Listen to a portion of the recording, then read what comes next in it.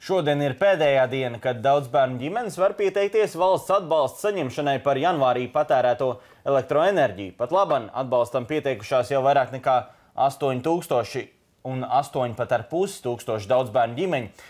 Ģimenes, kurās ir 3 vai vairāk nepilngadīgi bērni vai aizbilstamie, katru mēnesi par pirmajiem 300 izlietotajiem kilovatstundām varēs norēķināties par cenu, kas atbilst pagājušajā gada starta tarifam. Lai šādu iespēju izmantot, jāpiesakās jau minētajam valsts atbalstam. Pārsniedzot 300 kWh patēriņu, par pārējām būs jāmaksā atbilstoši izvēlētajam elektrumproduktam. Arī tās ģimenes, kas par elektrību norēķinās ar apsaimniekotāju vai ar mājokļa izīrētāju, var saņemt atbalstu, ja vien apsaimniekotājam ir noslēgts līgums ar Latvenergo. Valsts atbalstam var pieteikties aizpildot īpašu formu Latvenergo mājaslapā vai arī klātienē uzņēmumu klientu apkalpošanas centros.